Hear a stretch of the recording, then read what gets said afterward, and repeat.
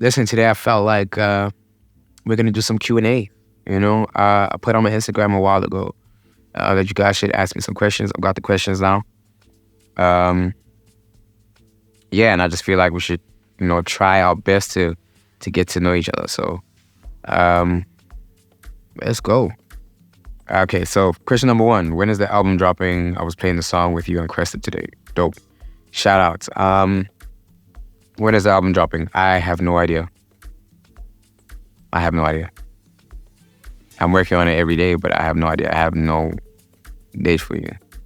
Next question. Can we sponsor your events? Listen, my nigga, you can sponsor whatever the fuck you want to sponsor. If you're trying to throw money at me, get in touch. Get in touch. Okay?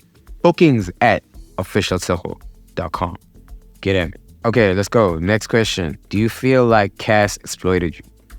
I figure you're talking about Cass putting your vest. No, not at all. I feel like he gave me everything I needed to catapult my career to where it needed to be. I felt like everyone on the team had the same vision. Dog, are you fucking kidding me? Listen, let me show you. My dog just came in here and ruined my whole fucking setup. Like, look at this girl. This is my girl, Jasmine. Say hello to Jasmine, but she's very troublesome. She does not listen. She thinks she can do whatever the fuck she wants to do. I love her still. Okay.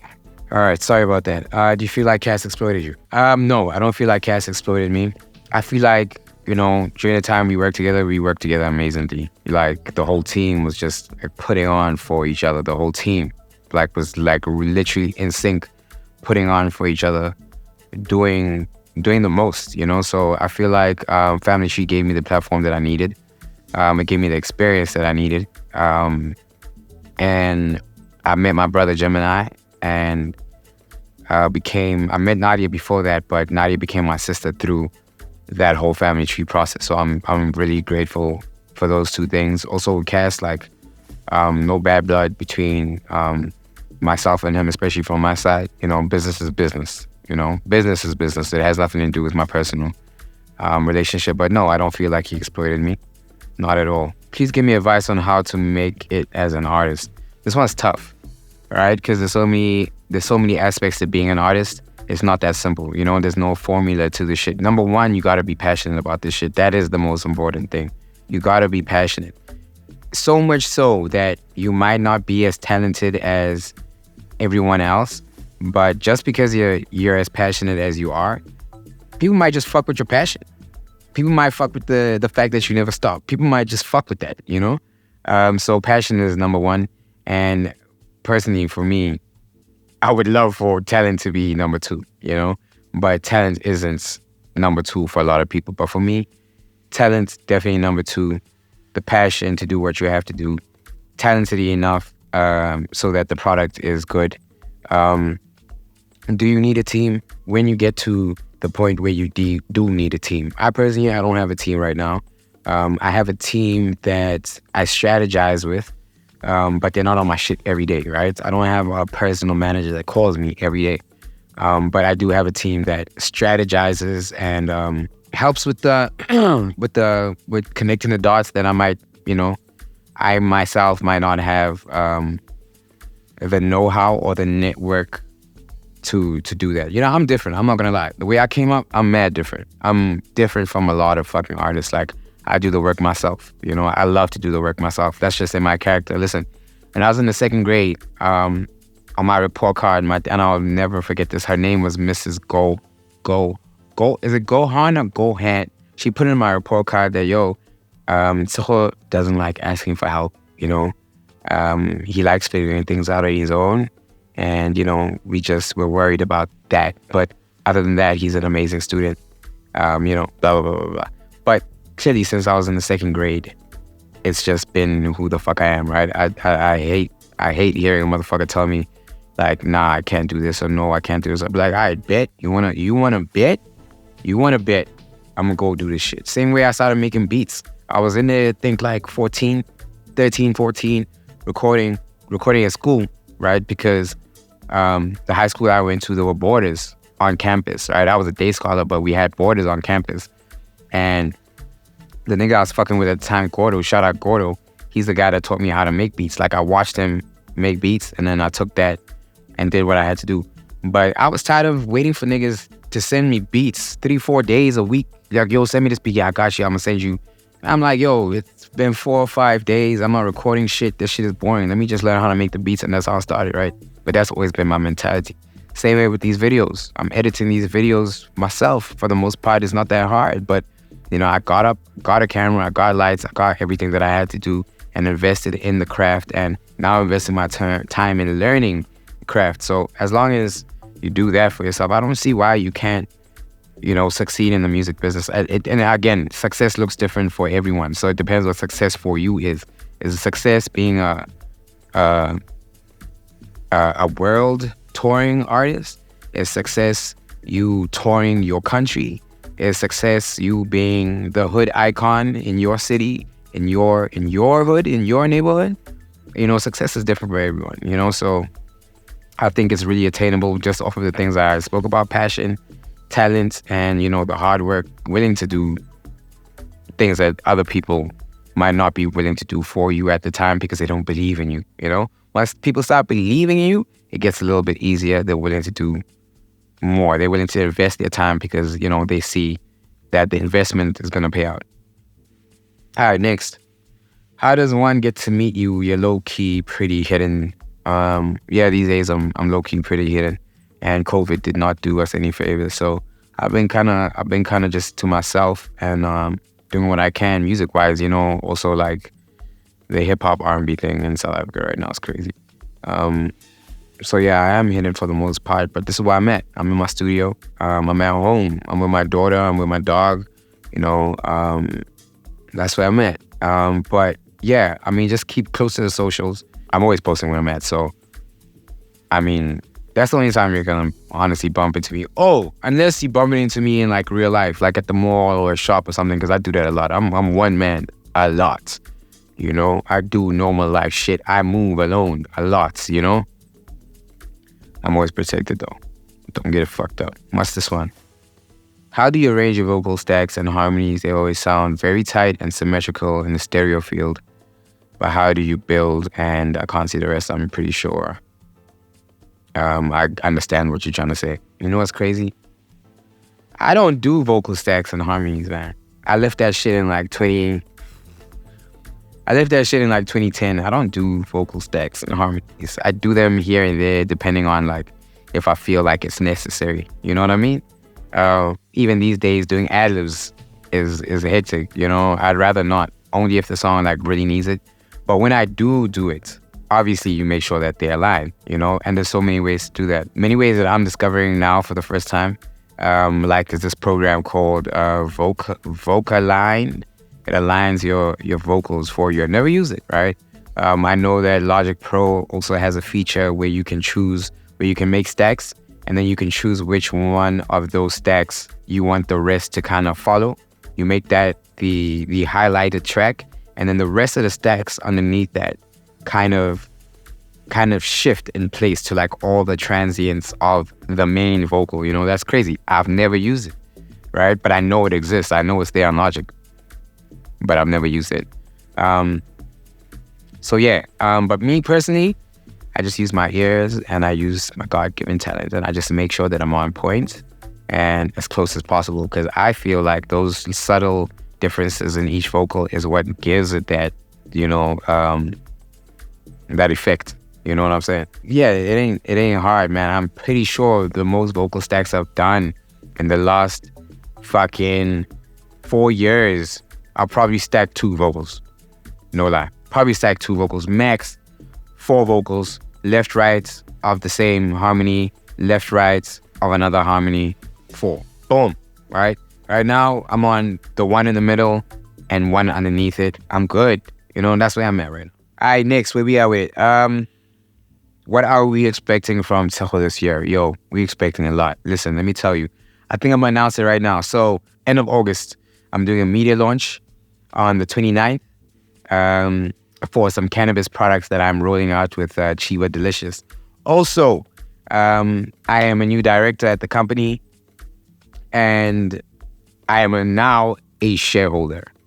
at the company. So that's one thing that I'm happy about, proud of, just diversifying my portfolio a bit. And shout out to Chiba for thinking that I was important enough and an integral part of what they see happening in the future to give me, first of all, the directorship and to give me shares in it. So shout out. But yeah, I've got some cannabis products that I'm gonna start rolling out now, like a cannabis cigar, some gummies, some pre-rolls. We'll get into it. But I'm doing the media launch on the 29th, and then a couple of days after that, we'll do the public launch, you know? Also, yeah, new album, hopefully. Before the new album, I think I'm going to give you another EP. I think I'm going to give you another EP. Merch, I'm not going to tell you who I'm working with on the merch collaboration, but there's merch coming for sure. What else? More events. More working in the live space. Yeah, I'm pushing the live space, the events. You know, one thing Ricky told me before he passed on, rest in peace, my guy. He said, yo, Tilko, listen, man, these gigs are for the guys coming in, man. These gigs are for the new guys. You know, new guys are always gonna be like that new shiny toy or whatever. Create some shit of your own, you know? Don't fight for that. Create some shit of your own.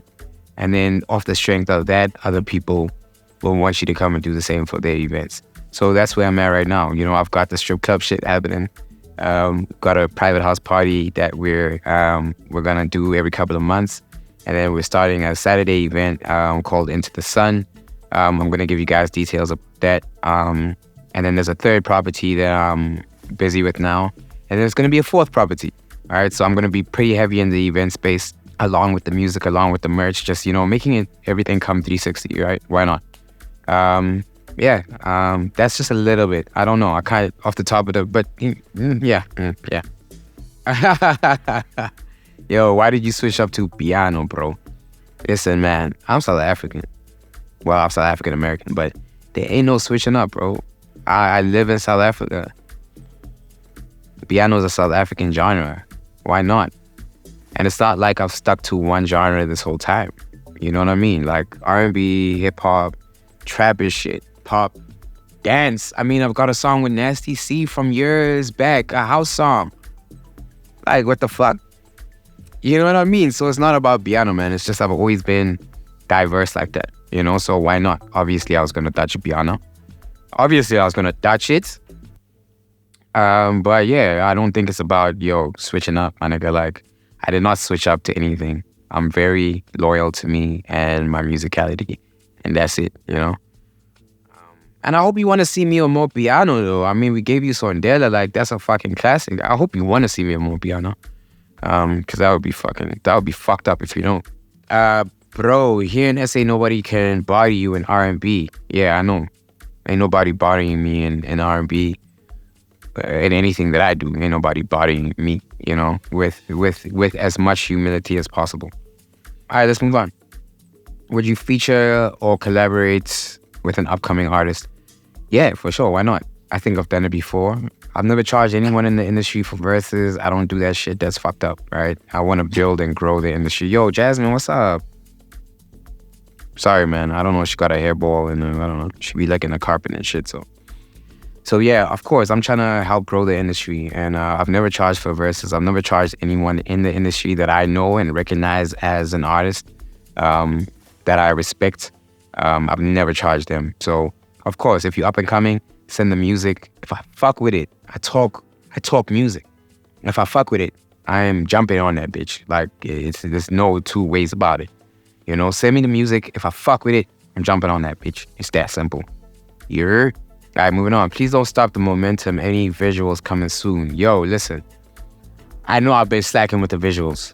I know I've been slacking with the visuals, and that's kind of my fault because I just kind of got fed up. Not even my fault. It's just me seeing where the industry is at, kind of seeing that shit, because I'm a businessman.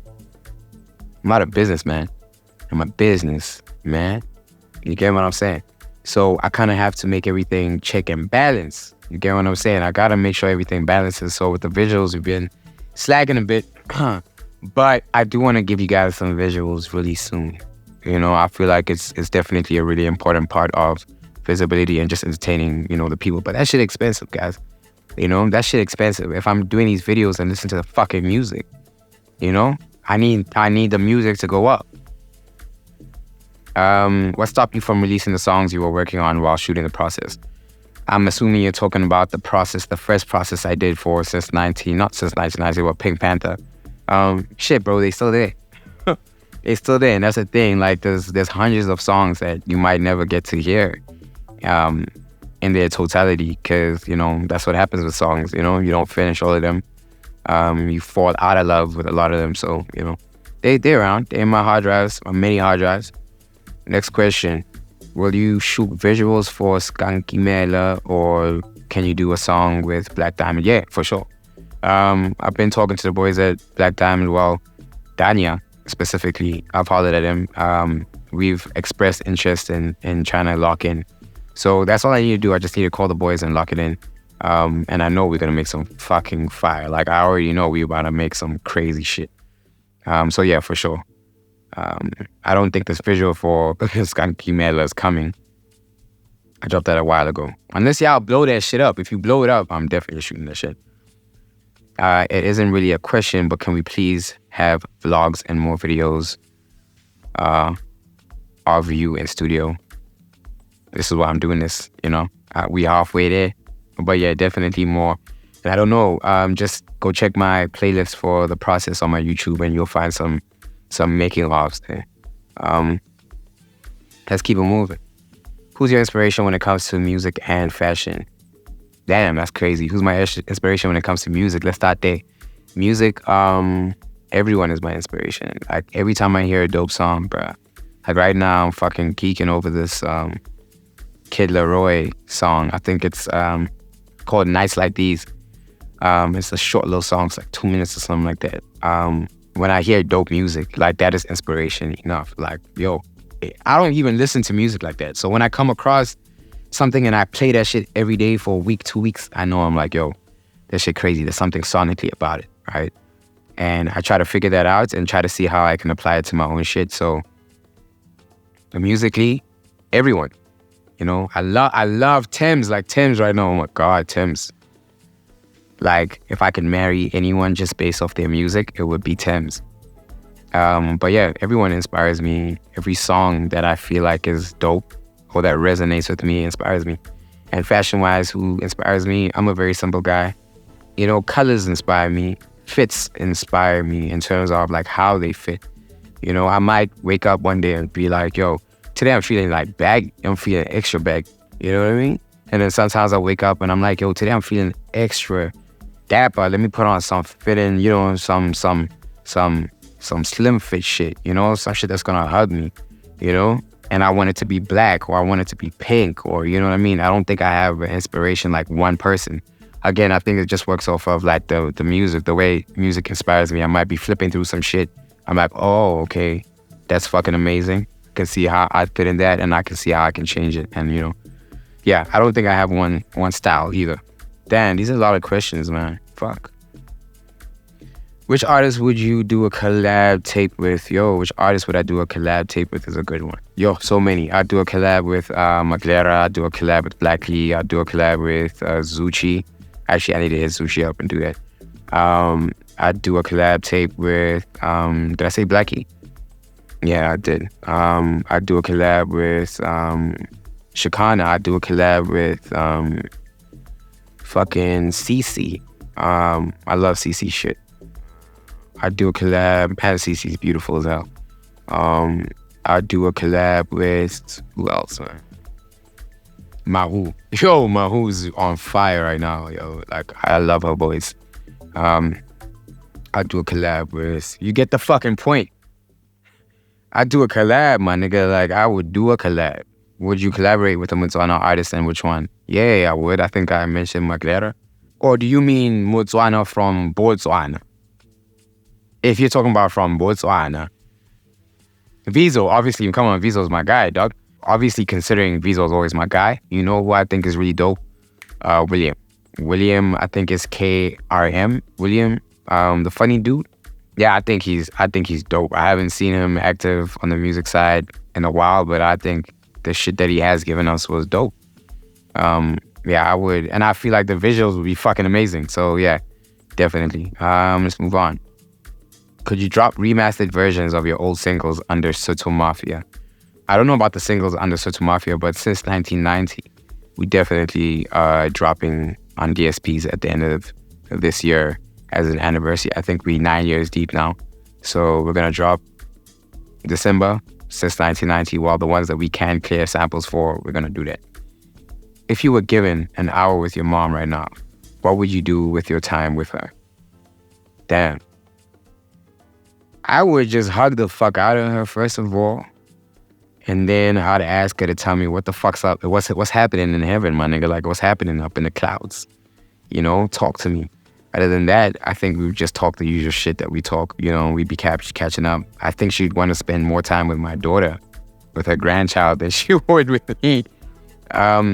But if I did have an hour with her, I'm pretty sure we'd just fucking chat shit all day. Well, for the hour. It's a whole time Slick With It joint EP for sure. 100%. For sure, that's my guy. For sure. Slick With It, Q Mark, those guys. Slick With It, I like the fact that his shit sounds like really poppy. Really poppy. So it's like piano but pop, and that's my pocket. You know what I mean? That's my pocket. But yeah, Slick With It, I'll definitely do a joint EP, 100%. Holla at me, Slick, let's do it. When are you dropping some hip-hop R&B vibes? Dog, I'm always dropping hip-hop R&B vibes. I mean, but anyway. I just dropped an EP now called New Moon. It's in the back right now. And you can find some hip-hop R&B vibes there. I don't know about hip-hop, but you can find some R&B vibes there. Let's keep it moving. You are one of those guys in South Africa. You are one of those guys in South African hip-hop. You know that? Yeah, I would like to believe that. I'd like to believe that I know that. And that is true. I'm one of those niggas. I'm one of those niggas for sure. Is depression a hard subject to touch on? No, it's not. I'm pretty open, man. I'm pretty open about everything. Depression, my drug abuse in the past. I've been sober for about 8 years now. Yeah, you know, I'm a very open book. You know, I feel like if people judge me, fuck you. Like, it's that simple. If you're gonna judge me, fuck off. Bye, you know, I don't need you, you know? So, nah, it's not a hard subject to touch on, especially when you're around people that make you feel safe and people you want to share with. So, nah. Can we get another Blackie times Flame feature? Hell yeah. Hell yeah. I think that we need to make that happen. I feel like we definitely need to make that happen. And if I do it this time, I want to make it on some crazy shit. Like, I don't want it to sound R&B-ish or soft. I don't want it to be soft at all. That shit needs to just smack you in the fucking face. But yeah, I think that's man, that's been a lot of questions. I think I'm done with that.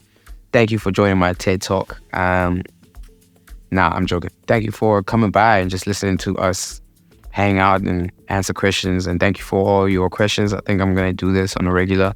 But yeah, look out for more videos on my YouTube. I think I'm going to start the live sessions. I think I want to do like live. I'm going to stream some live shit, you know, studio sessions without making beats or recording songs. I think that would be really dope. So yeah, just watch out for that. Otherwise, I mean, listen to the EP, listen to the music, you know, stream that shit. I definitely appreciate every single one of you. More love.